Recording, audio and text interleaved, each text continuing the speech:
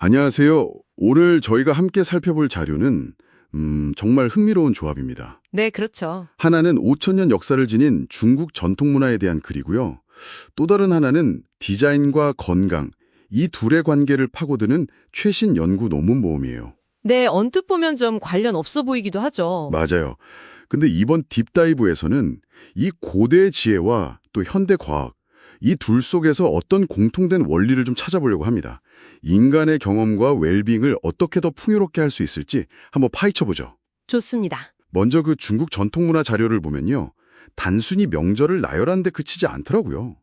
예를 들어 음력 설날에는 온 가족이 모여서 뭔가 유대감을 다지고 또 중추절에는 달을 보면서 자연과 교감하고 네, 그렇죠. 이런 오랜 관습들 속에 보면 그 공동체 의식이라든지 아니면 자연과의 조화 이런 걸 중시했던 옛사람들의 지혜가 담겨 있는 거죠. 그런 깊이가 있군요. 네, 이런 경험들이 뭐랄까 현대에도 여전히 사람들한테 기쁨이나 안정감을 준다는 점이 중요한 것 같아요. 네, 맞아요.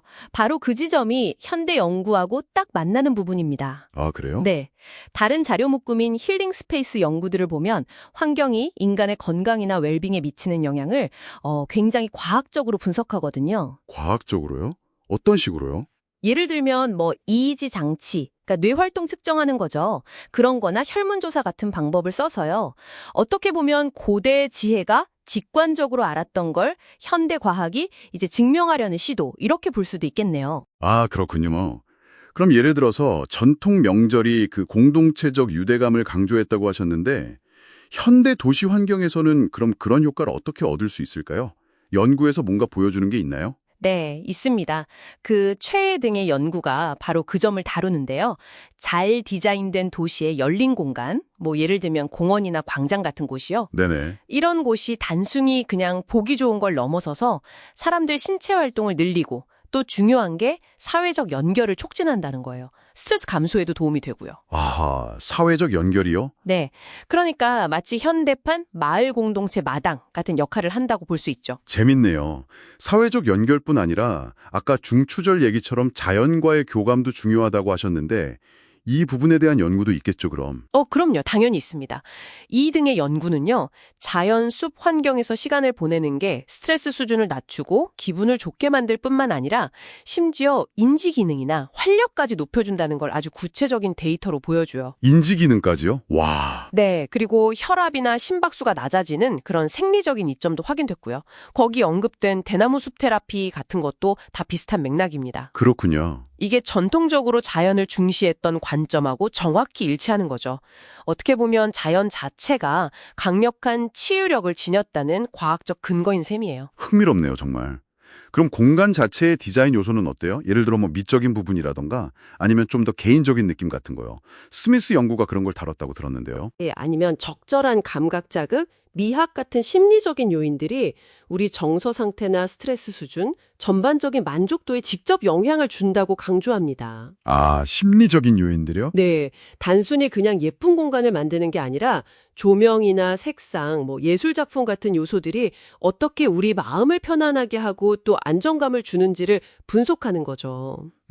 이것도 사실 생각해보면 전통 건축이나 정원 디자인에서 찾아볼 수 있는 그런 배려와 통하는 부분이 있어요. 그렇네요. 도시 환경 이야기가 나와서 말인데요. 사실 요즘 도시 생활은 스트레스도 많고 또 자연 접하기가 좀 어렵잖아요. 이 문제를 다룬 연구도 있었죠. 네네. 올세프스카 귀조 등의 연구가 바로 그 도시 녹지 공간과 정신 건강의 관계를 아주 깊이 파고듭니다. 아, 녹지 공간? 네. 특히 스트레스 수준이 높고 자연 접근성이 좀 낮은 도시 환경일수록 이 녹지 공간의 중요성이 더 커진다고 강조하고요. 하긴 그럴 것 같아요. 더 나아가서는 정신건강 증진 효과를 예측하고 이걸 좀 극대화하기 위해서 증거 기반의 설계 원칙이 필요하다. 이렇게 주장합니다. 증거 기반 설계 원칙이요? 네, 이건 단순히 개인의 힐링을 넘어서 도시 전체를 더 건강하고 지속 가능하게 만드는데 아주 핵심적인 전략이 될 수 있다는 거죠. 와, 듣고 보니 정말 놀랍네요. 수천 년 전에 공동체나 자연 속에서 답을 찾았던 그런 지혜나 아니면 최첨단 기술로 인간의 반응을 분석하는 현대 과학이나 결국은 인간의 웰빙을 위해서는 우리를 둘러싼 환경을 아주 세심하게 가꿔야 한다. 이런 동일한 결론에 도달하는군요. 그렇습니다. 네, 오늘 살펴본 이 자료들은 결국 우리가 공간을 어떻게 만들고 사용하는지, 그리고 또 어떤 전통을 어떻게 기리고 이어가는지, 이런 것들이 우리의 신체적, 정신적 건강과 행복에 얼마나 깊이 연결되어 있는지를 아주 명확하게 보여주는 것 같아요. 자, 그럼 마지막으로 여러분께 한번 던져볼 질문입니다. 오늘 이야기 나눈 고대 문화의 지혜, 예를 들면 공동체 의식이나 자연과의 조화 같은 것들요. 그리고 현대 디자인 연구의 원칙들, 그러니까 녹지 공간의 효과나 심리적 요인을 고려한 설계 같은 것들, 이 두 가지를 의식적으로 함께 고려한다면 여러분의 일상 공간이나 지역사회에서 웰빙을 증진하기 위해 무엇을 더할 수 있을까요? 한번 생각해 보시면 좋겠습니다.